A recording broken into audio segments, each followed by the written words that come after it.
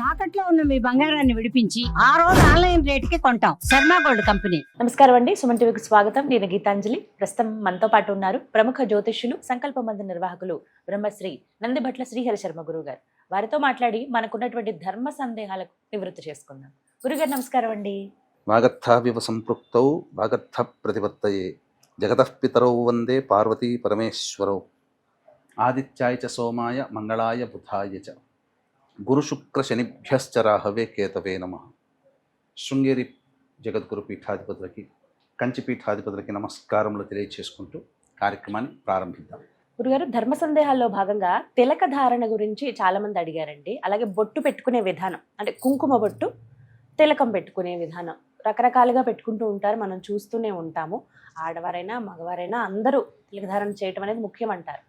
ఏ విధంగా పెట్టుకోవాలి, అసలు ఎందుకు పెట్టుకోవాలి, వీటి గురించి వివరించండి. మనకు బొట్టు పెట్టుకునేటువంటి విధానంలో శాస్త్రీయ పరంగా ఉన్నదమ్మా.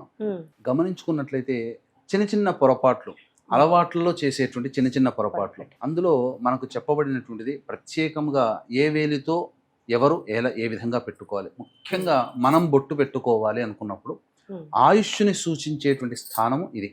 ఆయుస్థానం ఇక్కడ ఉంటుంది. ఆయుకారకుడు అయినటువంటిది గ్రహం యొక్క మధ్యవేలు. కాబట్టి మనం బొట్టు పెట్టుకునేటప్పుడు మధ్యవేలుతో ఇక్కడ పెట్టుకోవాలి, భృగుటి మధ్యలో. మనం ఎదుటి వాళ్ళకి బొట్టు పెట్టాలి అనుకున్నప్పుడు, అంటే మనం ఎన్నో శుభకార్యాలకు వెళ్తున్నాం, బట్టలు పెడుతుంటాం, లేదా మనకెవరైనా బట్టలు పెడుతుంటారు, లేదా ముత్తైదులు నోములు వ్రతాలు నోచుకుంటాం, మన ఇంటికి ఎవరైనా గెస్టులు వచ్చారు, ఊరికే పంపించకుండా పండు తాంబూలం లాంటిది ఏదైనా ఇచ్చి, రవిక బట్ట అన్న ఇచ్చి ఆ ముత్తైదుకి పెడతాం. పెట్టేటప్పుడు మొట్టమొదలుగా మనం బొట్టు పెట్టుకొని ఎదుటి వాళ్ళకి బొట్టు పెట్టాలి. ఏది మనము సంబంధించినటువంటిది ఈ యొక్క మధ్యవేలితో బొట్టు పెట్టుకొని ఎదుటి వాళ్ళకి, స్త్రీలకి ఈ విధంగా, స్త్రీలకైనా పురుషులకైనా ఈ విధంగా పెట్టాలి. ముఖ్యంగా స్త్రీలకి ఎందుకు ఈ విధంగా పెడతారంటే, నవగ్రహాలలో శుక్రుడు సౌభాగ్యకారకుడు, మాంగళ్యానికి కారకుడు. అటువంటి శుక్రునికి సంబంధించిన స్థానము వేలు ఇది. అందుకని ఇది శుక్ర స్థానం అంటారు. ఇక్కడ నుంచి ఉత్పన్నమైనటువంటి వేలుని అంగము ద్వారా ఎదుటి వాళ్ళకి పెట్టడం. దీర్ఘ సుమంగళిగా ఉండమ్మా, అలాగే నీ అనుగ్రహం వల్ల నాకు సుమంగళత్వం లభించాలి అనే ఉద్దేశంతో మనం వచ్చినటువంటి ముత్తైదులకి ఆడవాళ్ళు ఎదుటి ఆడవాళ్ళకి పెట్టడం. ఈ విధంగా మనకు పరిపాటి. ఇక ప్రధానంగా చాలామందికి ఈ దేవతా విగ్రహాలు, ప్రతి పండగ వచ్చిందన్నా, లేకపోతే దేవతా విగ్రహాలు ఎప్పుడు కాస్త కళదగ్గాయి అనుకున్నప్పుడల్లా విగ్రహాలు కానీ లేకపోతే చిత్రపటాలు కానీ శుభ్రమైన వస్త్రంతో తుడిచి బొట్లు పెడుతూ ఉంటుంటారు. చాలా చేసేది ఏంటంటే, సమయం కలిసి రావాలనే ఉద్దేశంతో చాలామంది ఈ యొక్క ఒక వేలిని, ఈ వేలిని గంధంలో పెట్టి, ఇలా పెట్టి, ఈ వేలిని కుంకుమ పెట్టి ఇలా పెడుతూ ఉంటుంటారు. ఈ రెండు వేళ్ళని ఏకకాలంలో వాడేసేసి ఈ విధంగా చేయడం ద్వారా అపచారం చేస్తున్న వాళ్ళం అవుతున్నాం. ఎందుకు అనంటే, ప్రధానంగా ఈ వేలు అస్సలు వాడకూడదమ్మా. చూపుడు వేలు ఇది కేవలము పితృదేవతా చిత్రపటాలకి మాత్రమే వాడాలి. ఎందుకనంటే, మనం ప్రతి సంవత్సరంలో ఒక సందర్భంగా ఇంట్లో మనం ఏ పుణ్యతీర్థానికి వెళ్ళినా, పుణ్యక్షేత్రానికి వెళ్ళినా, అక్కడ నదీ తీరం కనబడితే అక్కడ పుష్కరాలప్పుడు ప్రతి సంవత్సరం పిండ ప్రదానం, తర్పణాది కార్యక్రమాలు చేస్తుంటాం. పిండ ప్రదానం చేసేటప్పుడు అప్పుడు పితృదేవతను ఉద్దేశించి ఆ పిండాలకి బొట్టు పెట్టాలి. కేవలం విభూతిని నీటితో తడిపి ఈ చూపుడు వేలుతో పిండాలకి పెడతారు. కాబట్టి ఈ వేలుని కేవలం ఆ యొక్క కార్యక్రమంలోనే వాడాలి. ఎటువంటి పూజా కార్యక్రమాల్లో, శుభమైన పూజా కార్యక్రమాల్లో ఈ వేలుని వాడకూడదు. అందరూ చేస్తున్న తప్పు. పితృదేవత చిత్రపటాలకి కానీ పిండాలకి కానీ ఈ వేలునే పెట్టమంటారు. ఇది సాంప్రదాయవాదులైనటువంటి ఇళ్లలో పిండ ప్రదానం చేసేటప్పుడు బొట్టు పెట్టడం అనేది వచ్చినప్పుడు ఈ విధంగా పెడతారు. అప్పుడు వాళ్ళకి తెలుస్తుంది. కాబట్టి వీక్షించేటువంటి ప్రేక్షకులు కూడా ఈ వేలుని ఎప్పుడు కూడాను వాడకండి.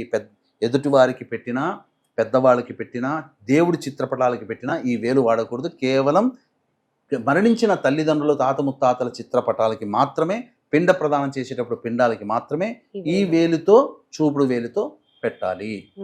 ఇది. ఇక తదనంతరం ఇంతకుముందు చెప్పుకున్నాం, చాలా మంది రెండు వేళ్లతో చేసేసి ఒక వేలుతో గంధం, ఒక వేలుతో ఇది. కానీ ఎప్పుడు చేయకూడదమ్మా. దేవతా చిత్రపటాలకి ఈ సంబంధించినటువంటి ఉంగరం వేలునే వాడాలి. అందుకని ఒక క్లాత్ ఇక్కడ పెట్టుకున్నాం అనుకోండి, మొట్టమొదటి గంధంలో ముంచి గంధం పెట్టడం, తర్వాత ఆ క్లాత్కి ఆ మిగిలిందంతా కూడా చేసేసి రుద్దేసేసి అప్పుడు మళ్ళీ ఈ సంబంధించినటువంటి కుంకుమతో మళ్ళీ బొట్టు పెట్టడం. రెండు ఉంగరం వేలు ఉంగరం వేలుతోనే పెట్టాలి. ఈ విధంగా ఆచరిస్తేనే సంబంధించినటువంటిది విధానము. కాబట్టి ఇది ప్రధానంగా అనేక సందర్భాల్లో ఈ విధానాన్ని ఆచరించి, ఎందుకంటే పూర్వకాలం నుంచి వస్తున్నటువంటి ఆచారం, ఇది తెలియకుండా మనం ఈ విధంగా ఆచరించలేము. మీకు గమనించుకున్నట్లయితే మనకు ఈ సంబంధించినటువంటి సీతా కళ్యాణం ఘట్టం అనేటువంటిది ఉంది. అమ్మవారు సంబంధించినటువంటి వచ్చినటువంటి ముత్తైదులు సప్తర్షి సంబంధించినటువంటి అమ్మవార్లు వస్తారు. వచ్చినప్పుడు బొట్టు పెట్టేటువంటి విధానంలో సరిగ్గా పెట్టకపోవడం వల్ల ఆగ్రహానికి గురయ్యింది అమ్మవారు, సీత అమ్మవారు. ఆ ఋషిపత్నులకి సంబంధించినటువంటిది కోపానికి గురైందని చెప్పి మనకు ఆ ఘట్టంలో కనబడుతుంది.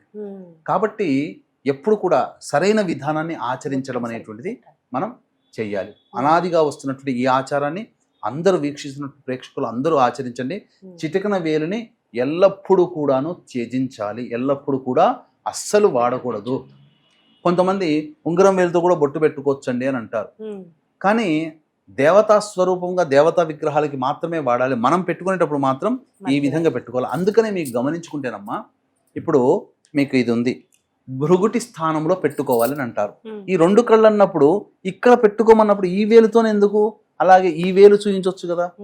భృగుటి స్థానంలో ఈ వేలుతో ఇక్కడే పెట్టండి అన్నప్పుడు ఈ వేలుని సూచిస్తుంది. కాబట్టి ఇక్కడ భృగుటి స్థానంలోనే బొట్టు కూడా మనకు ఆజ్ఞా చక్రం ఉన్నటువంటి ఇక్కడ పెట్టుకోవాలమ్మా.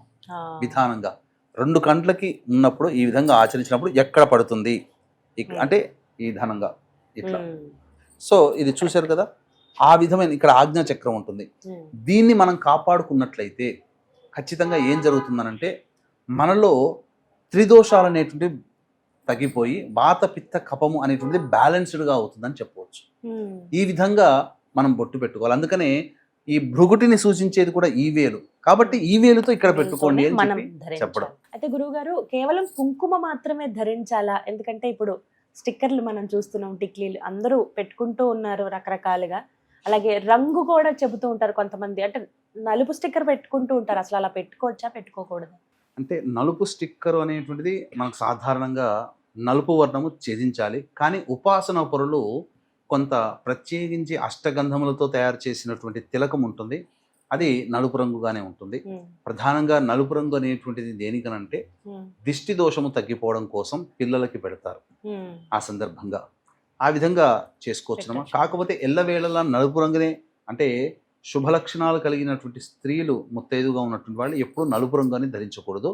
ఇక భర్త మరణించినటువంటి వాళ్ళు విభూతి ధరించడం కానీ నలుపు రంగుని కానీ ధరించడం కానీ చేయవచ్చు. అయితే సాధారణంగా చాలా మంది ఈ టిక్లీ బొట్లను వాడుతున్నారు. ఈ టిక్లీ బొట్లు అనేటువంటిది కాదు, అది సాధారణంగా మనము ఏదైనా ఫంక్షన్స్ కి వెళ్ళినప్పుడు ఖచ్చితంగా అందరూ ధరిస్తారు. ఇప్పుడు ఎవరిని మనం ఆపలేము. కానీ మనకు అనాదిగా వస్తున్న ఆచార సాంప్రదాయం ప్రకారం కుంకుమ ధరిస్తే, ఇప్పుడు మీకు గమనించుకుంటే ఇప్పుడు ఒక స్త్రీమూర్తి మామూలుగా టిక్లీ బొట్టు ధరించినటువంటి దానికి అలాగే కుంకుమ పెట్టుకుని టిక్లీ బొట్టు పెట్టుకున్నా పర్వాలేదు, కానీ కుంకుమ బొట్టు ధరించినటువంటి స్త్రీకి మొహంలో కళ ఎక్కువగా ఉంటుంది. కాబట్టి అది సాధారణంగా ఈ సంబంధించిన పిండితో తయారు చేసినది కాకుండా సహజ సిద్ధముగా తయారు చేసినటువంటి కుంకుమని వాడడం ద్వారా మన శరీరంలో ఈ ఆజ్ఞా చక్రం అనేటువంటిది రక్షింపబడుతుంది అని చెప్పవచ్చు. కుంకుమనే ధరించాలి, కుంకుమనే ఎరుపు వర్ణంలో ఉన్నదే ప్రధానంగా ధరించడం మంచిదంట. చక్కగా వివరించారు గురుగారు. ఇవన్నీ కూడా అందరికీ నిత్య జీవితంలో ఉండేటువంటి సందేహాలే, అన్ని చాలా చక్కగా నివృత్తి చేశారండి. ధన్యవాదాలు. సర్వం శ్రీ ఉమామహేశ్వర పరబ్రహ్మార్పణమస్తు.